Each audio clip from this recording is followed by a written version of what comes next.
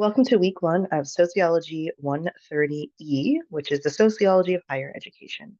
I am your instructor, Dr. Charlene Holkenbrink-Monk, and my background is in sociology of education, as well as visual research and the intersection of popular culture and education.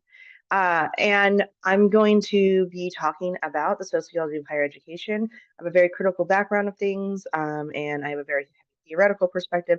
So we're going to be reading a lot of theory as well as empirical peer-reviewed research in this class.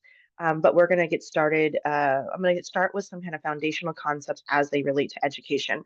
So our focus will be on sociology of education, but we will be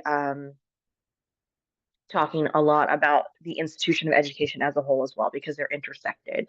Of course, higher education is different than your primary and secondary, which is elementary school, and then which is primary school, and then middle and high school, which is secondary school. So those are all different. There's different kind of goals and philosophical reasons for them.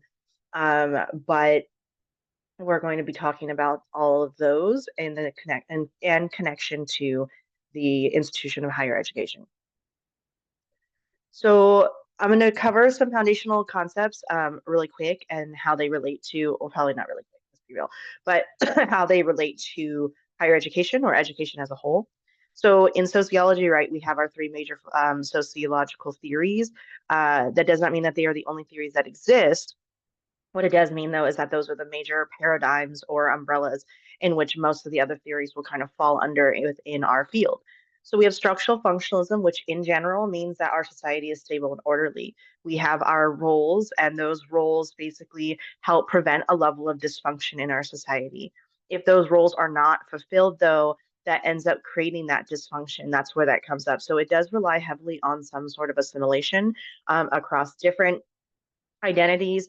I've talked, if you've taken a class with me, you'll hear me talk a lot about the idea of disability and how disability kind of relies on this idea of wanting to constantly get better, even in instances of like chronic concerns and other areas.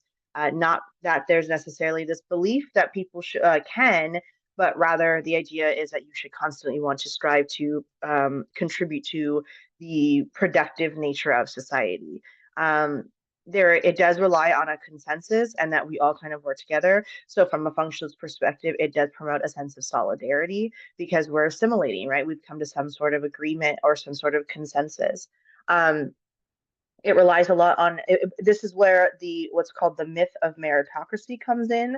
So meritocracy is the concept that the best of the best and the brightest of the brightest and the most and the hardest workers will rise to the top, and that it's kind of like this natural order of things, right? Because if you are working really hard and you're really smart, then you would be in the highest positions, which, yes, would mean that from a functionalist perspective, those people who are in positions of leadership anywhere are the best of the best and the brightest of the brightest. We do know, and this is why as sociologists we call it the myth of meritocracy, that this is not necessarily true, because we can see that there are many, many people that are working really damn hard who are not in those positions and are not making bank like everybody would assume if you have a functionalist perspective. Structural functionalism is the perspective, though, that is the dominant lens. It is the dominant lens in which folks kind of view the world. When I say folks, I mean society views the world. So if you can think about policies and laws and the institutions and how those contribute to what we understand about the world. Excuse me. Now, one of the key kind of elements of structural functionalism, though, is that if it exists, it has a function. So if it exists, it has a function. It means poverty exists, it has a function.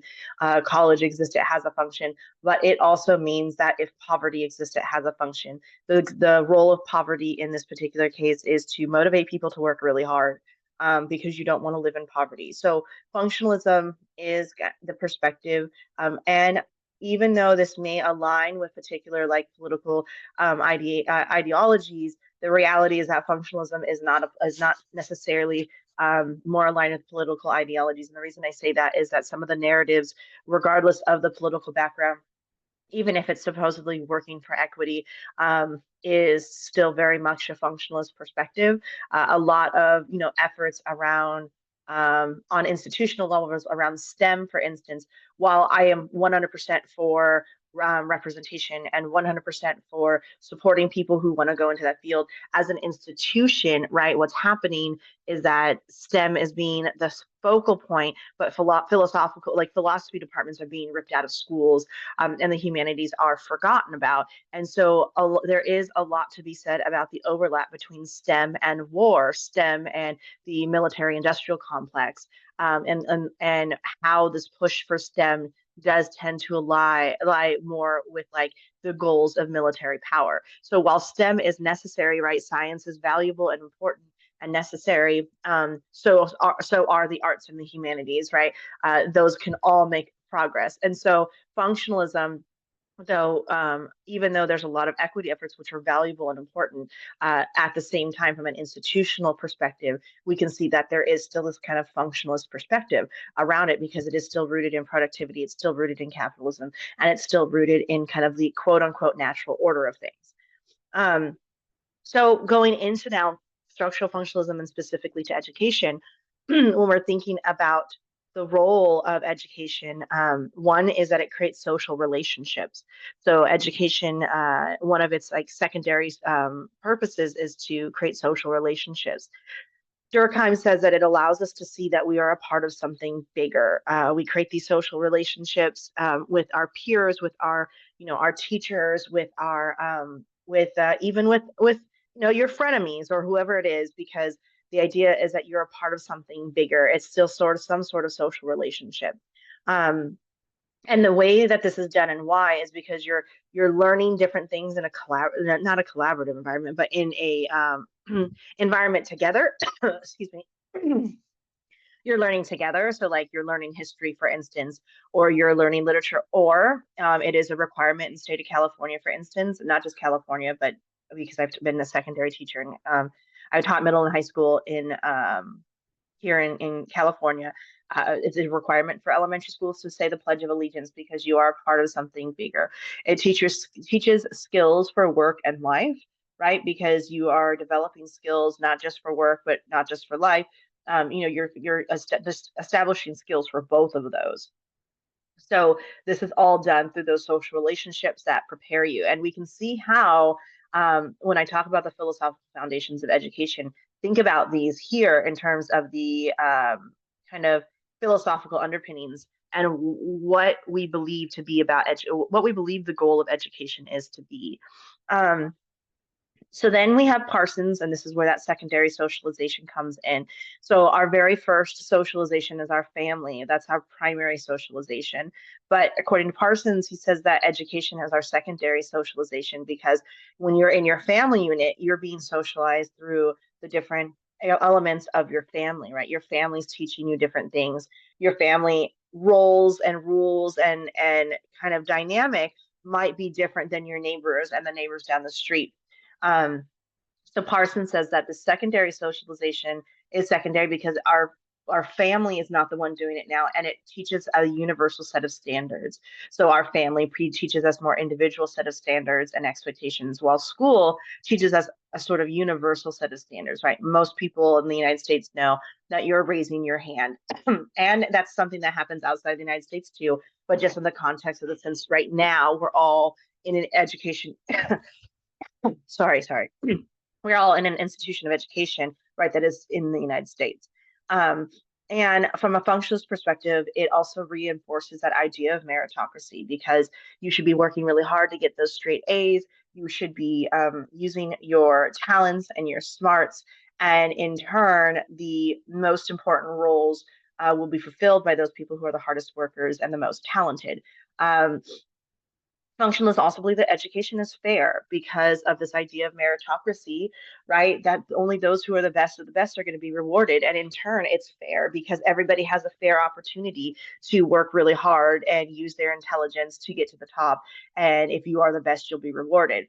We know that systems were not designed with everybody in mind, and we can understand that this is not a reality. But I do think it's really important that we teach about functionalism because that is the dominant lens in which our society kind of functions and works. I've been told before, well, why do you teach about functionalism? That's an outdated theory. And sure, in the sense that this is not what we should necessarily be, this is not what we should be striving for.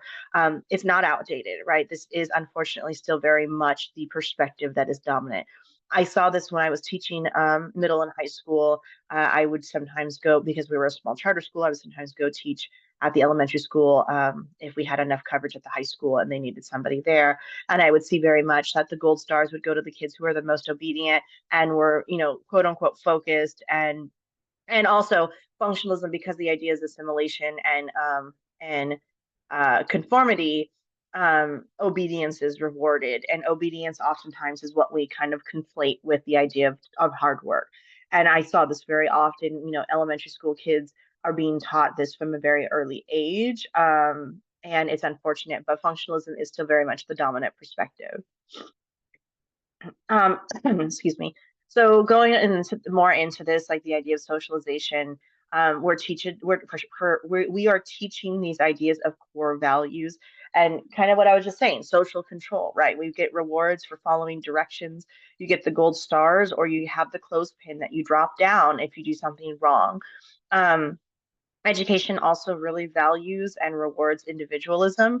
It really fosters that idea of competition, right? In a capitalist world, of course, we want to foster that. And so, in turn, um, what happens is education really fosters that. The idea of meritocracy is there. It fosters this idea of competition and individualism, which means that the idea of collectivity is really damaging, right? It actually, collectivity and collectivism is seen oftentimes as communist propaganda. And so why in the world would we want to um, be collaborative and not be individual, even in classrooms where dialogue and collaboration is valued as an institution of education? It's still very much about individualism, and we can see this in even higher education admissions, right? So you think about the idea that it's the idea of education is not to better our future, and I don't mean individual future, I mean our society's future. So in the United States, we charge astronomical rates of tuition, and the admissions process in and of itself is competitive, right? We talk about how it's competitive and we celebrate each other when we get into something that's competitive. And don't get me wrong, celebration is fine on a socio-political level, on the reality of what we live in. That's fine. I'm not saying anything wrong about that, because it's great. I do think it's great, especially when you come from a minoritized background. But at the same time, we can say that multiple truths can exist and that the admissions process is absurd, right? It is gatekeeping. It is keeping education away from people who maybe didn't have the same opportunities, or maybe didn't happen to um, have the support that others had, or maybe they had a really rough couple of years and so they did terrible on those tests. And a culture of individualism is not going to recognize that, right? A culture of individualism is breeding competition. My philosophical stance is that anybody who has a desire to learn and continue their education should have that opportunity. But the admissions process, it's admissions process in institutions of higher education is very problematic, especially if it's an institution around equity, because what happens is it ends up taking us down into this idea of social placement. So social stratification, if you're not familiar with that phrasing, is basically the way people are sorted and organized. And social placement ends up taking place in education. Now, in the United States, is not necessarily the worst in terms of this. There are places that are just as bad. Then there are other places that are questionable. So I Germany, for instance, it is not uncommon for children to be placed, have a social placement as early as middle school, where they're going to go into a trade program or go into the university level, or what they're going to do. Now, I'm not saying anything about trades and vocations. I'm not saying anything wrong. But at the same time, they are not allowing these students the opportunity to explore their possibilities, and they're already putting them into some sort of social placement already in middle school. Now, the United States does this too, and we see, and research has highlighted this over and over again. Jeannie Oakes is a researcher who I'll talk a little bit more about in symbolic interactionism. But the idea is that children are being sorted already as young as kindergarten. So I remember when I did the gifted and talented testing, I was selected for it, and I did it in second grade. And then I started going into the GATE classes as of third grade. Right. So that's really young. There's already so many differences across kids because of child development and just kind of where they're at in their life and age. Age is another factor. Um, and so these social placements take place, and it tends to sort people into different groups of similar backgrounds. So stratification is as this arrangement, and we see that people are being stratified. A lot of times it has to do with socioeconomic status, but we know that intersectionality is vital and that there is this overlap. Some of you who have taken classes with me know this story, but I'm going to share it again. So when I was in the second grade, I always say that my first book is going to be called I Was Korean Until the Second Grade. And I was in second grade, and I had two friends, Hong and Shiwi, who were both Asian. They're both Chinese from different areas, though. And I remember looking over, and we were all sitting at a table, and I looked at their worksheets that they were doing, and they were doing the harder math, and I was really bored of my math. So I go to my teacher and I say, "Hey, Miss S, I want to do the harder math." And she goes, "You're not ready." And I said, "No, no, really, really, I want to do the harder math." She goes, "Oh, sweetie, you're not ready." I said, "Oh, but I am. I saw Hong and Chiwi's work, and I know I'm ready." She goes, "Oh, sweetie, that's because they're Asian, and Asians are smarter." And my whole world just kind of crumbled because as far as I mean, like I knew I was white too, but I knew I was Korean as well. And I remember going home and telling my mom, who was, rightfully angry. She goes to talk to the teacher. The teacher apologized and completely missed the point. She ends up selecting myself, Hong, and Chewy as the only three to go do the gifted and talented program or testing. Um, and we were the only Asian kids, or part Asian kids in the class. Imagine all the other kids that didn't have that opportunity now because they weren't identified as gifted from their teacher, and their teacher who very clearly had a bias that upheld what's called the model minority myth. And so this social placement takes place very early on. Now, teachers are human, and we have to recognize that. But and yes, of course, we need individual responsibility. I don't fully fault her. I do to a large extent too, but I don't fully fault her because the institution has kind of created that, right? Now, I know that I'm talking about primary school, but we have to think about the experiences that we had in primary school that really paved the way. I guarantee you that that right there is one of the major factors that contributed, though, to me being able to be on the path that I was on. Um, I was in seminar classes, which gave me 10 to 12 students in my classes in middle school, and I was in AP and honors classes in high school, which gave me the opportunities to be able to go to UCLA after high school. So all of these experiences really paved the way, and that's not and think about all the other kids that didn't have those opportunities. So when we're in this class, even though our focus is going to be on the institution of higher education, some of our readings or some of the things will be woven together because they are so connected, right? They have to be seen as connected together. Okay, so we're going to go into now, excuse me, conflict theory, because conflict theory is a macro level theory like structural functionalism. And just foundationally, conflict theory is the idea that there is competition, unlike structural functionalism, where competition is natural or important and valuable. Conflict theory says that this constant state of conflict is breeding competition over limited resources. So I want to make note that resources do not have to necessarily be physical. From a Marxist perspective, material resources are absolutely valuable. So like the actual money and economic stability, and those are essential. However, I would go so far as to say that we can also look at resources in terms of power and political decisions and abilities too.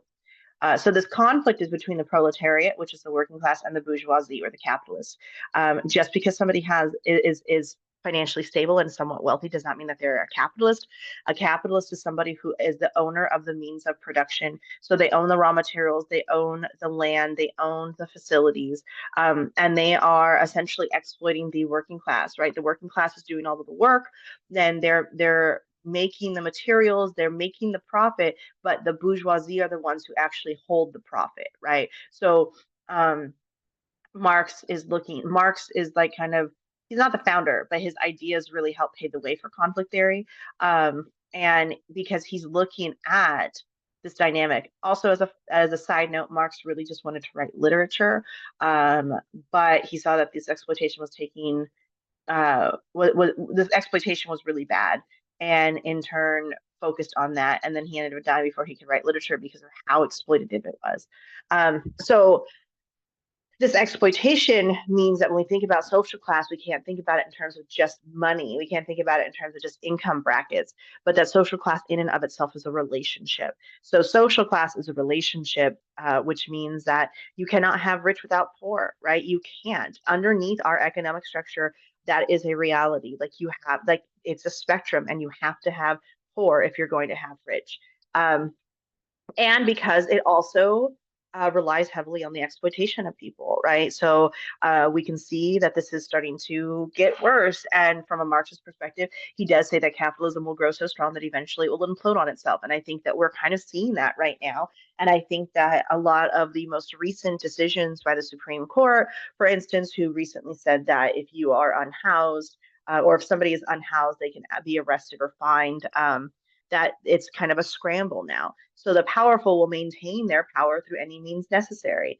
That means that they will, do everything they can to keep their power, which we can see is the case, right? We can see that through all of these decisions that are happening. Eventually, there is this critical consciousness or this awareness, which ends up being resulting in revolution and in a revolt, and people getting really, really angry, and saying, no, this is not the case. And so these are kind of the tenets of conflict theory, and we can see how they're tied into higher education and education as a whole. So education from a conflict theory perspective maintains an equity, but it is also beneficial. So this may sound contradictory, but what this means is that the institution of education from a conflict theorist perspective maintains and upholds inequity. But education in and of itself is beneficial because it allows us to critically think and critically engage. And Paulo Freire, who is the author of the book that I've asked you to start reading on chapter 2, we are doing it backwards. I'll get into that a little bit more and why. But in that case, like he talks about how education is an inherently political act. And it is, right? Because you are either upholding the status quo or you aren't. And you can't be neutral when it comes to moments of injustices and dehumanization.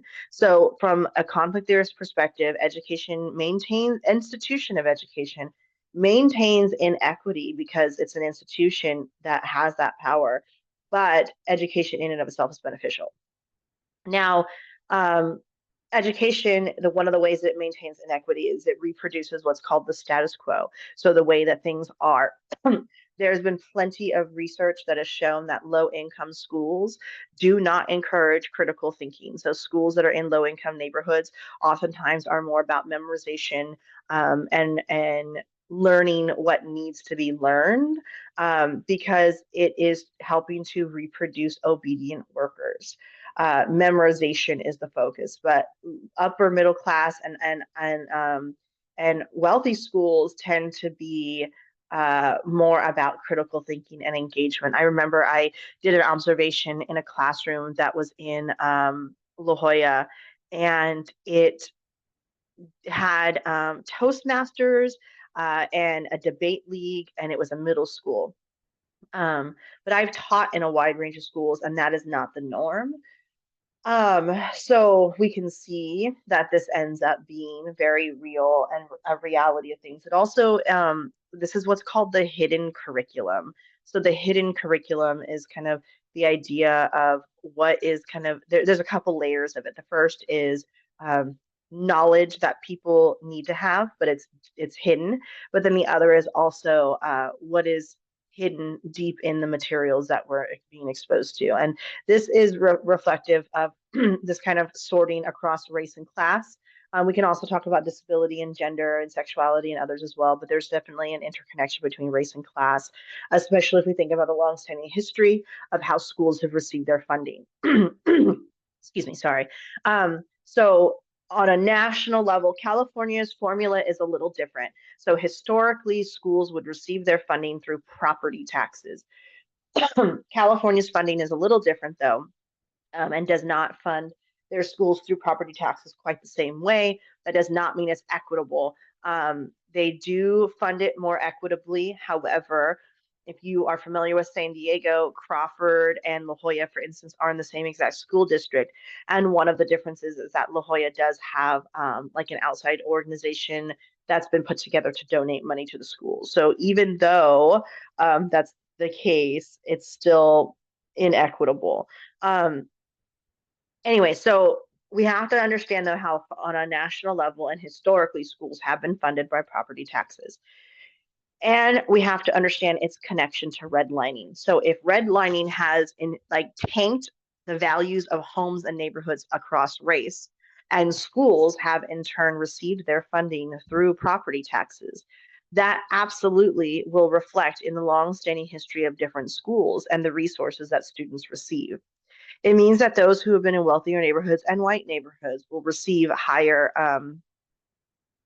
advantages, right? They'll have more advantages, they'll have higher graduation rates, which in turn means that they will have a higher exposure to college attendance.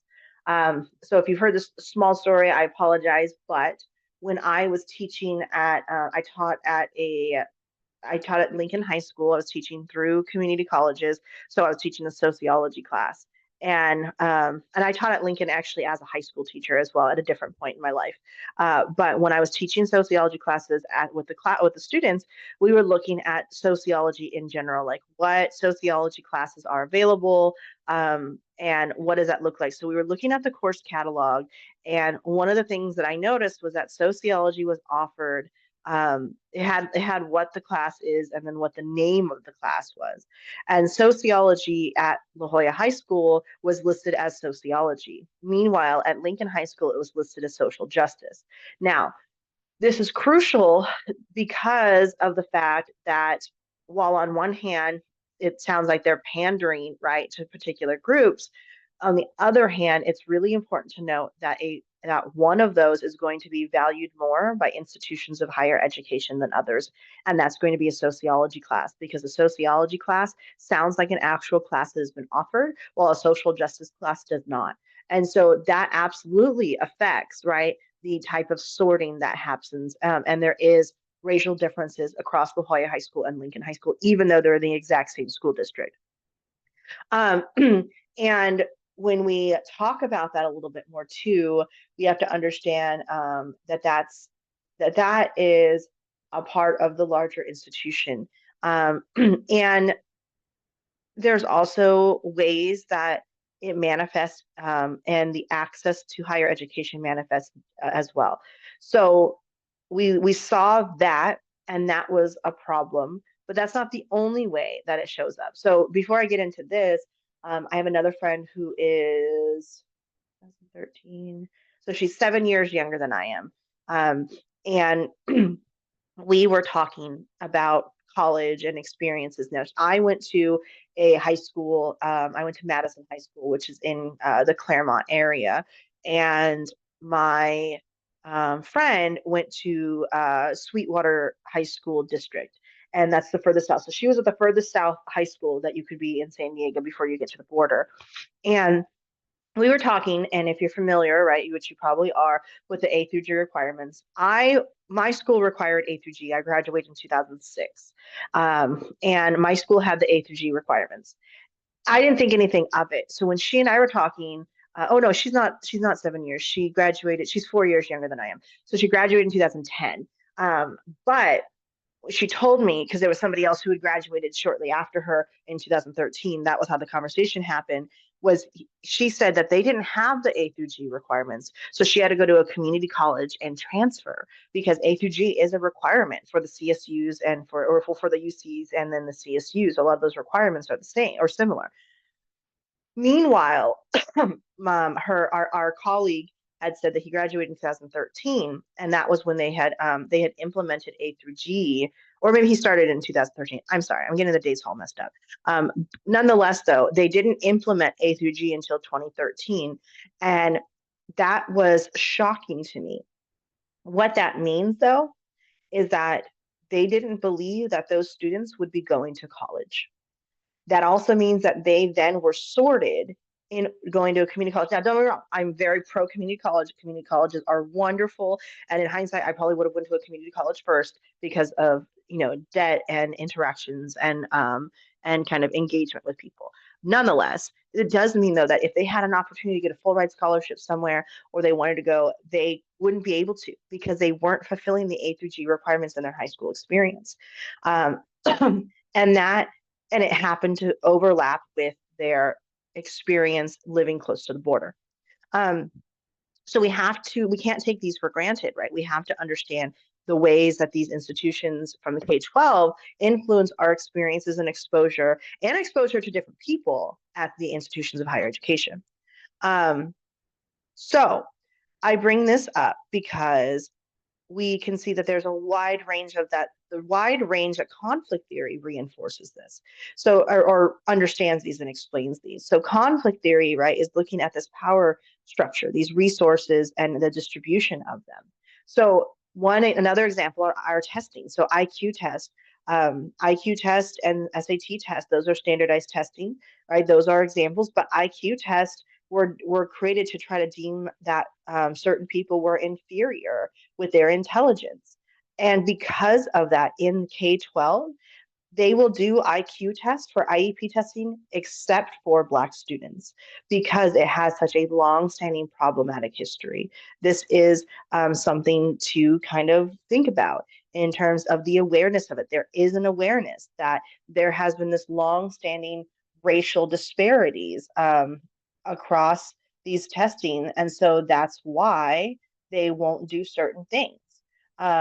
Then excuse me, IEPs, IEP, excuse me, that ruling also, by the way, for the IQ test was in 1979. So that awareness has been around for a very long time. SATs, some of you may have taken the SATs because I know it was optional. Some of you may not have at all. The SATs are conducted by and administered by the College Board, but the history of the SATs are wild because the SAT was created by Carl Brigham, who created the College Board, which is still in effect today. And the intention, he believed in eugenics. Carl Brigham did that intentionally to try to sort people and deem that white people were superior in terms of this educational situation. But Carl Brigham believed in eugenics. Meanwhile, the College Board is still administering all of these standardized tests and is still the number one organization that sends out information to the colleges. That is another example of sorting. Extracurricular activities. So highbrow, lowbrow culture is oftentimes situated within these extracurricular activities. Highbrow being things that are consumed by the upper class and lowbrow being lower class. So thinking about the access to extracurriculars in your K-12 experiences. I had band and choir, but then we also had football, and football was more valued not by the students but by the school. We had a contract actually at the band that we had for like 25 years, that for with the Padres, where we received money from them for doing work at the games, and the school decided to take it from us because football was floundering financially.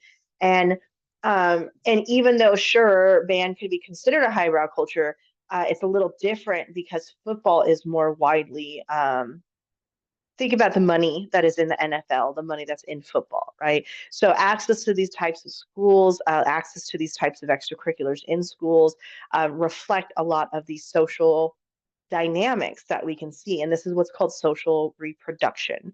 This is a focus of social stratification, where we're reproducing the social dynamics. And that's under a conflict theorist perspective, right? Again, all of these resources between them. The code word for this lecture is water bottle. There will be a second code word probably because there's so much that I have to cover for this week. So I'll say a second code word, but the first code word is water bottle. Okay, so symbolic interactionism is the way that we create meanings and realities, right? Our language, our experiences It's symbolic interactionism, the way that we interact with each other, the way that we understand, the way that we make sense of the world and then transmit that knowledge to each other. So in symbolic interactionism, is represented. Now, this is a micro level theory, and it's represented in more of the classroom, the meanings that we make, and how this makes sense. So it could be inside the classroom, for instance. You go into a classroom and you see that the way that things are posted on the board, the way that things are put on the wall, you can see the language that's used. You can look at the curriculum. So you're looking at the meanings that are being created and reproduced, or just produced in general. We can think about like teacher expectations of students. When I was teaching high school, I remember that we had a new principal who would just pass students, and that was her idea of equity. And I remember telling her, like, but what message does that tell our students? Does that tell them that you don't believe that they're possible and capable? Why aren't we sitting with them instead and helping them understand? And instead, so thinking about the way that the institution and teacher expectations can shape the meanings and messages that we receive. Students are incredibly bright at the K-12 level. I mean, higher education too, don't get me wrong, but we underestimate a lot of, kids in K-12. So for instance, like if you have the Bluebird reading group versus the Red Robin reading group, kids know, like they generally know what that means. They'll make fun of each other sometimes. It has a lot of these ideas around abilities and what they mean, and the meanings that are attached to them.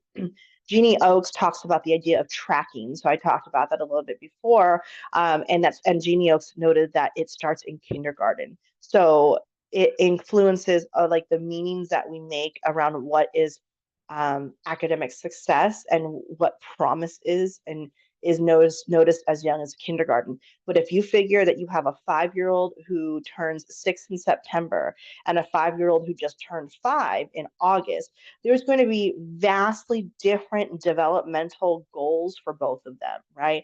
Different milestones for both of them, but it's still noticed in kindergarten. So Jeannie Oakes talks about the role of tracking in kindergarten and how that really does set up the experiences in your K-20 plus experiences, right? So not just through your K-12, but if you are put on the higher track in kindergarten, it's absolutely going to pave the way.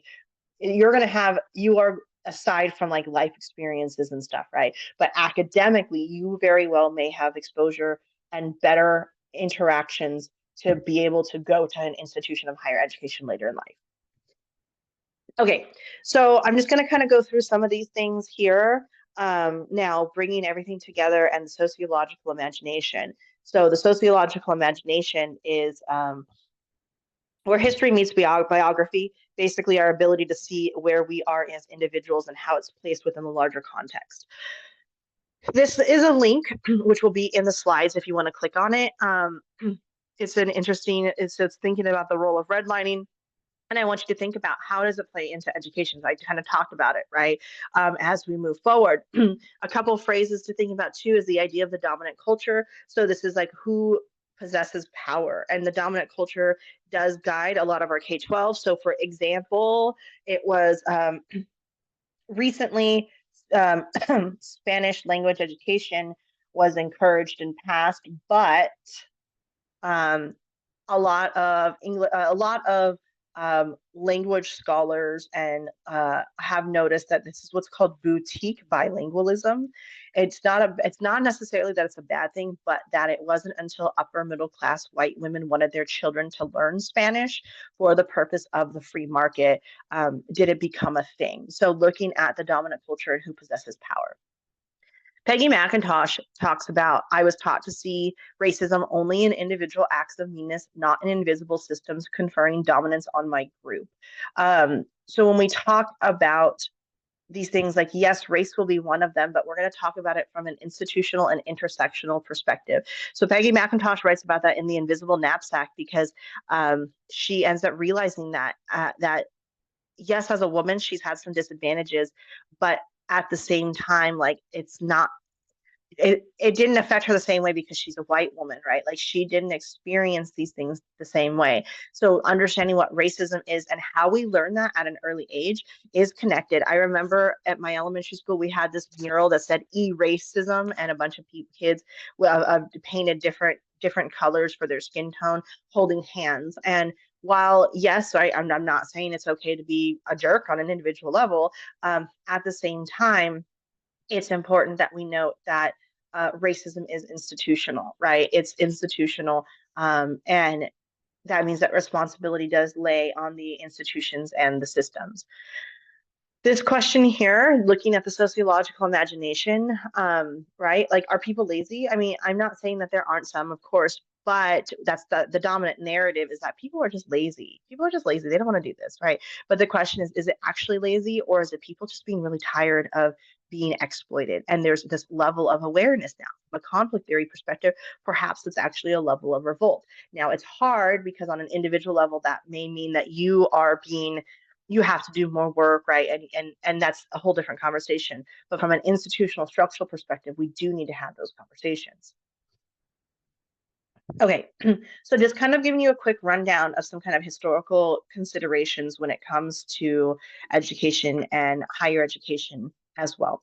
So in 1960, Patrick Moynihan, who is a sociologist, produces this idea of the failing African American. So he basically says that they have low IQ, that Black Americans have low IQs and in turn a poor self-image. And the idea was that he was trying to talk about these inequities and disparities, but because it was still a functionalist perspective, still very much presents this idea of assimilation and that it's an individual struggling, it's an individual failing as opposed to an institutional problem, right?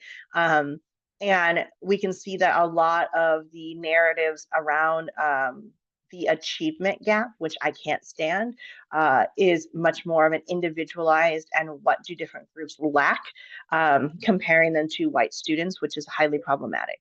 Um, and contributes to some of the narratives that we see in institutions of higher education. Um, okay, so in the 1880s and on, you see the development of the model minority myth. So there's a lot of factors that contribute to this. And I just kind of want to touch upon this a little bit in terms of the US history. Um, you had Chinese workers that were working on railroads, for instance, and before that, opium was legal. So Bayer aspirin actually was creating elements of heroin as well, and opium. Like so, these are just different drugs. And opium was legal, so in fact, people would actually use it for like teething babies, even. But then once some of the workers who happen to be Chinese started using it, they eventually criminalized it, and there was this overlap. We see that there's a criminalization of cannabis in the United States as well, attributing it to specifically Mexican immigrants in the United States. Yes, I know that not on a federal level, but on a state level, it is legalized now, but it's made a lot of work, and it still has negatively impacted a lot of people who still have criminal records. The US, sorry, okay, so not to get derailed, the US internment of the Japanese as well contributes because it becomes this negative message of anti-Asian hate, right, in the United States. And so a lot of these contribute to the model minority myth, which is that there are some minority groups that are model, right? They're great, they're wonderful. And it starts developing around the 1940s and through the 1970s for all of these reasons. There is like an overrepresentation of folks from India as well who are doing STEM fields, and folks, what people don't realize is that that was also subsidized by the United States. Not just that, but there has been a lot of subsidizing of the model minority, quote unquote, by the United States for STEM oriented. So bringing people into the United States to study that, not individuals, but like initiatives with other institutions. So these are crucial to kind of think about in terms of the development of this model minority myth. Then we have to look at the school to prison pipeline. So if you figure that zero tolerance, which is that there are no weapons at all allowed, which I agree with, but at the same time, as a policy, has caused a lot of disparities. That idea of the 3 times the greater the expulsion rate is an example of the school to prison pipeline. That is for young Black boys compared to young white boys as young as preschool. They have an expulsion rate of 3 times greater than white. So young Black boys have an expulsion rate of 3 times greater than their white counterparts. And this is an institutional failing, right? This is not an individual one at all. This is an institutional failing, but it's doing exactly as it was designed to do. If you think about the fact that disabled students are also oftentimes suspended and expelled at higher rates than non-disabled students, we can look at the population and you look at, for instance, this right here. At the time of these numbers, the Black population made up 13%. Meanwhile, 38% of the prison population. Same thing with disabled, right? So there's a smaller percentage. I think it's something I haven't checked in a while. It's larger than 13%, but they still make up 32% of the prison population. So looking at this, like, that is a significant problem, but it does represent kind of these philosophical underpinnings of individualism and oppression in the United States. Jefferson even says in 1779 that education's role is for the laboring and the learned. So there's these two tracks, the working class, and then those who are going to be not working class. Those are going to be the ones uh, who are going to be the learned, the educated. So like this is just kind of some examples of it. There's other historical elements here when we're thinking about the role of higher education. So this idea of a master teacher, they teach the older students and then the older students teach the younger students. This is in 1805, and this is because farm workers wanted they wanted obedience in their workers. So farm owners and farmers wanted to be able to have obedience in their workers. 1817, people are opposing taxes for primary school. So for elementary school, they don't want to pay taxes.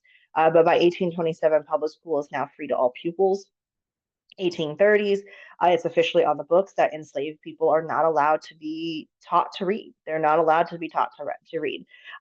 It's illegal. And so looking at literacy and the role that that plays, right, in terms of access is crucial. And that's, 1830s is not that long ago in the big picture. And it is, it also shows that the role of literacy is important in power, because one way to keep people from wanting to challenge those in power is to keep them illiterate. And so that ends up becoming a tool as well. This here, 1848, the Treaty of Guadalupe Hidalgo. So this is where basically Arizona, Colorado, Utah, Nevada, Wyoming, New Mexico, and California are technically through this treaty, right, are given to the United States. So the United States takes these states, and the agreement is that Mexican folks and Native Americans living in the area are granted citizenship and can retain the Spanish language. Now, I bring that up because if you fast forward now to 1998, which is in the state of California, Prop 227 makes it illegal for teachers to speak Spanish, sorry for the typo there, Spanish in public schools. So these contradictory ideas, right, are very much like rooted in this idea of assimilation. 1851, children of poor immigrants are forced into civilized education. We also see that ends up being the case for Native American children who are taken from their families for this idea of civilized education. Right here, for example, also 1864, Native Americans are not allowed to be taught in their own language, and children are literally taken from their parents back because of the civilized education and because of forced ideas within the United States. 1860, 1870, Black individuals and white lawmakers basically finally say that Black individuals can receive a free public education in the South, but then you get separate but equal, which is racial segregation, is legal. So yeah, you can get, yeah, everybody should get a free education, but they can't do it together. It only marks 100 years that Native Americans are citizens. Native Americans are finally citizens in 1924. And that is crucial because of looking at the history of education.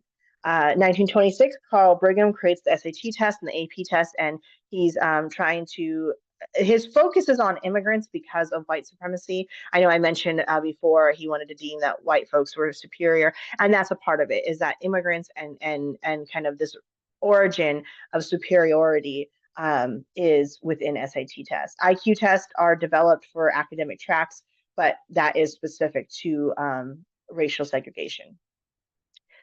1945 is when the GI Bill is initiated, and it's the first time that we see working class men are able to go to college now because of the GI Bill. So, working class support, like educating the working class, has not been a priority in this country.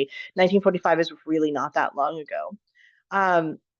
1948, the Rockefeller and Carnegie Foundation, yes, those same foundations, established the testing services. So the alpha and beta test are trying to essentially show that there are differences around literacy and illiteracy across class. And asserts that white soldiers are smarter than black soldiers. And so a lot of standardized testing is rooted in these highly problematic um, you know, anti-people, very xenophobic, very racist and white supremacist ideologies. It isn't until 1954 that the Brown versus Board of Education makes segregation legally abolished. I say legally because as of right now, we know that schools are still more segregated than they have been since the 1950s and 60s. But legally on the books, segregation is now illegal. 1994, Prop 187 is passed in California called Save Our State. And it basically means that children of undocumented immigrants are not allowed to go to school. They're not allowed to go to school. Now, there are obviously ways to work around that, but that was the Save Our State proposition that they were trying to really establish. So think about that now when we think about the importance of representation in higher education. It is repealed in 1999, but there are specific sections that are not in effect until that were still in effect until 2014.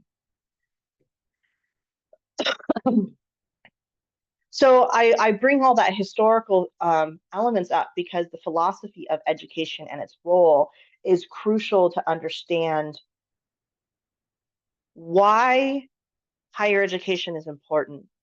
What do we believe higher education to be?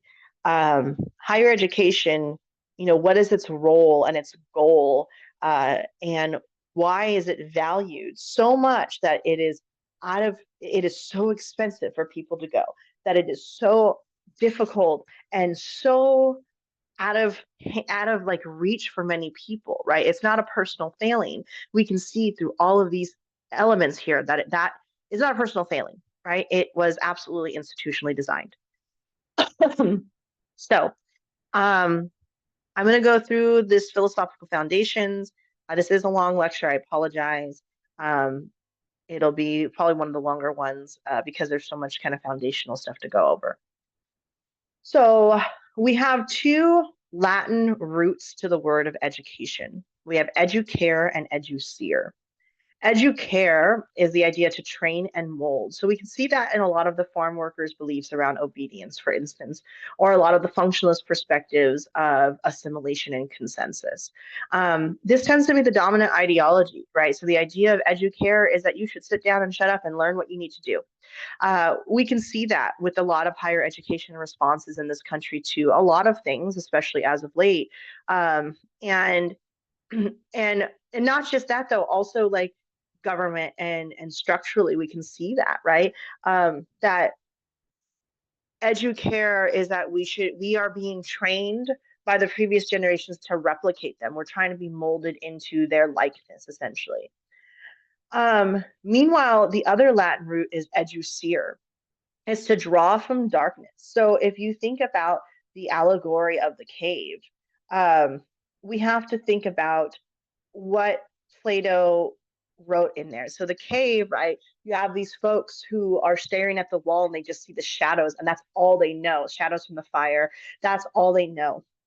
Educere means to draw from darkness. And so thinking about the allegory of the cave, right? That is kind of where we can see a lot of that kind of philosophical underpinnings, like when you come out of darkness, you're being drawn from the darkness of the cave, right? It can be incredibly hard, um, and difficult, because you see this brightness, right?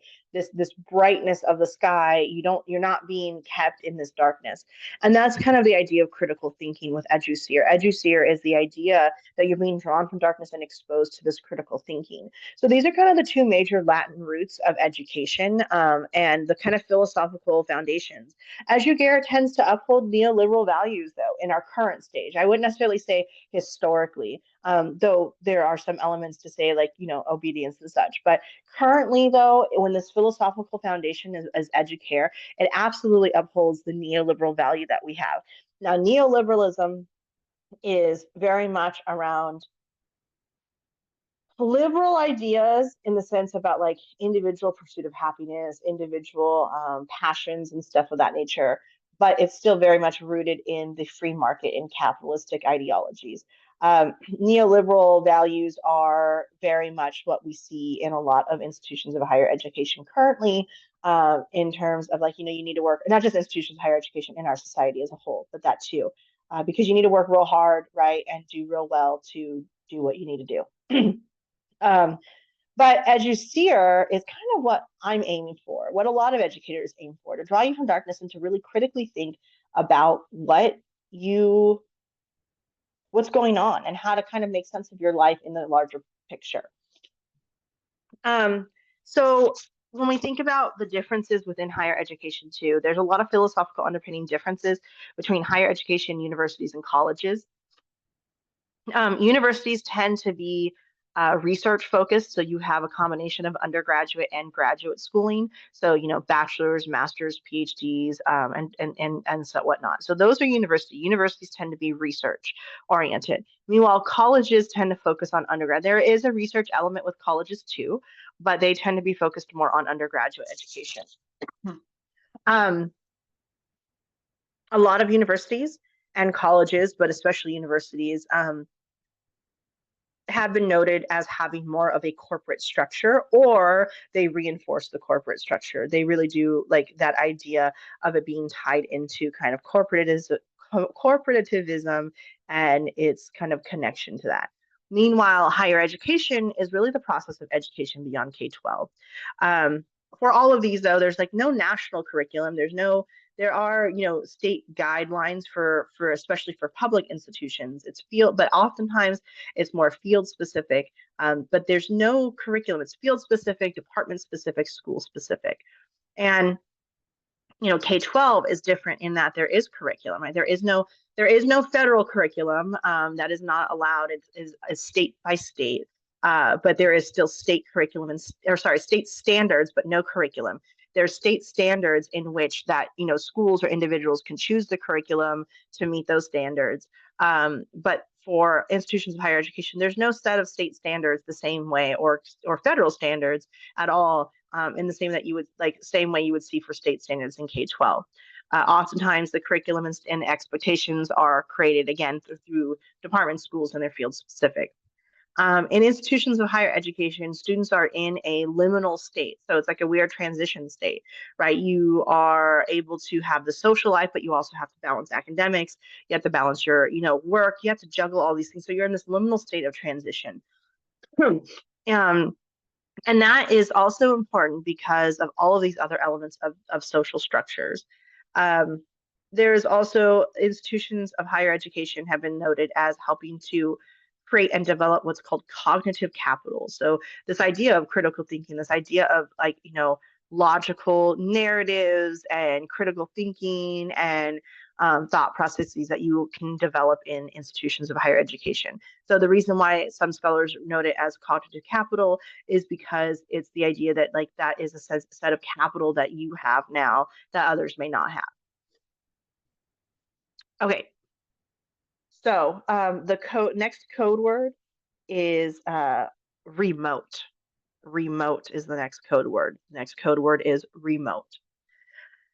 I'm going to finish on some background around Pedagogy of the Oppressed since you're reading chapter 2 of the textbook. And I'll get into that in a few minutes, but I want to give you just kind of some background. So, Pedagogy of the Oppressed is written by Paulo Freire, who was born in Northeast Brazil in 1921.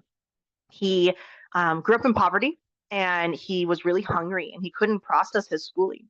And he talked about it at one point and said that he realized that it wasn't him not knowing, not being smart enough, but it was him just being hungry. He was hungry. And as he got older, he really wanted to teach students and push them to learn about their backgrounds. He wanted to be a teacher. At some point, he ends up becoming a lawyer instead. And this is not on here, but I've met many of his colleagues. So, Dr. Antonia Dardere, she's a wonderful human being, and then Dr. Ira Shore, who worked very closely with him. And in this case, he became a lawyer, and he went. He was asked to go to a dentist in Brazil who was behind on payments. And he goes and he tells them, we're closing down your practice. And the dentist begs him, please, please, please give me a couple days. And he says, I can give you a couple of days, but that's all I've got. So he goes home and tells his wife, and he's like, I am so out of touch with the people. I did not get into this for this. I am out of touch. I can't do this anymore. So he goes into the field he goes back into his initial passion, and he wants to go and push for what's called dialogical education. He says that dialogue should be at the root of education and that teachers and students should be working together. He really wants folks to learn about their backgrounds, learn about the social world, and he really wants to center dialogue. I was questioning here just to kind of think about, what do you understand dialogue to be? What do you think dialogue is? I'll talk a little bit more next week probably about that, but I want you to kind of sit with that question. So anyway, he goes back, he gets into education, and in his approach around dialogue, he helps 300 farm workers learn to read and write in 45 days.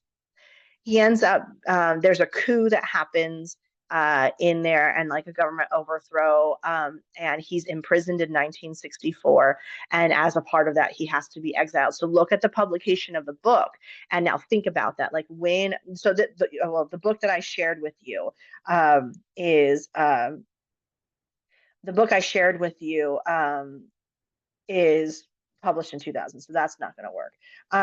But he writes the book basically between 1967 and 68. So he's writes it because of all of these experiences. He's exiled from Brazil for 15 years.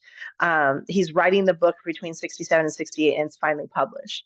So you think about Brazil in the 1920s and on, very there was a lot of Catholic identity there. And there was a big push for something called liberation theology, which was people basically coming forward and saying, like, there is a lot of potential for liberation through Jesus, but why isn't there? And so they were very critical of the Catholic Church and other religious leaders on taking money. And their argument was like, if you're saying you're for the works of Jesus, and why aren't you living it? So liberation theology is really heavy during that time. And Paulo Freire is kind of taking what he's learning through this, these perspectives, and essentially making it, this kind of secular perspective, because it shouldn't just be, just this idea of religious liberation. Ira Shore had shared with me how there was a moment that he had said that Jesus brought me to the people and the people brought me to Marx. So a lot of his book is rooted in Marxism. There's a lot of Marxist ideology in there. And the reason that he says this sentence is that, like, he growing up in this kind of liberation theology movement, he's talking about how, like, Jesus took him to the people. That's why he wanted to do the work for the people. But then the people led him to Marx to really understand what Marx was saying. So I ask that you read chapter 2 first, and then you're going to read chapter 1 next week. So if you want to get started on it, please, by all means, do. But I ask you to read chapter 2, and I want you to focus in more so on, think about your education experience in higher education specifically. You can consider K-12 as well, but think about higher education specifically, and then put that in the context of chapter 2 of the book. I do want to note this idea of dialogue. Like I said, I'll talk more about it, but I don't believe dialogue is simply conversation. Conversation is not going to always be dialogical. I believe dialogue to be an ongoing deep interaction and engagement, because I believe that we can have dialogue with materials, for instance, with a reading, that because the pages aren't talking back to us, right? But we can still have those conversations in our head, and we can have a deep engagement and critical awareness. So thinking about what you understand dialogue to be, and what is Paulo Freire talking about in dialogue. Dialogue is, right, what does that mean as you're going through? So read chapter 2 of the textbook, and read the sociological imagination piece that I posted, and then really start kind of thinking about these in relation to the social structure and your experience in higher education.